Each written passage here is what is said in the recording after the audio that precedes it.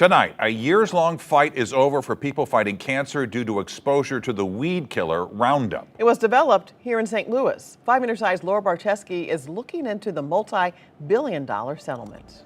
Mike and Kelly, Bayer, the company that bought Monsanto, has agreed to pay up to $7.25 billion over the next 2 decades to settle claims from people who say they've developed non-Hodgkin's lymphoma after using Roundup. In announcing the deal tonight, Bayer repeatedly referenced Monsanto, the company it acquired, while also stressing the settlement does not include any admission of liability. Attorneys Chris Seeger and Eric Collins say this multi-billion-dollar settlement with Bayer, which acquired Monsanto, the company long associated with Roundup, is a historic step toward justice for people across the country with a specific illness. It's NHL, which includes, and I've got a short list of the types, but there are many subtypes of non-Hodgkin's lymphoma: diffuse large B-cell lymphoma, follicular lymphoma, and a few others. I don't have to go through the long list.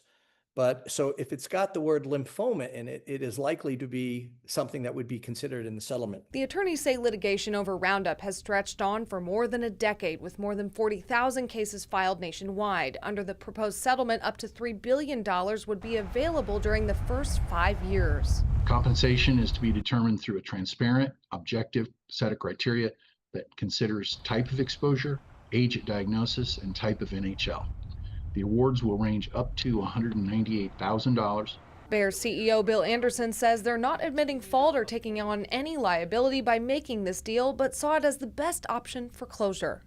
This is a move to liberate the company from the litigation burden so our people can dedicate resources to cell and gene therapies, drought-resistant seed hybrids, better ways of taking care of everyday health. Anderson says they stand by the EPA decision that the main chemical in Roundup is not carcinogenic. A truth that scientists and regulators around the planet continue to uphold.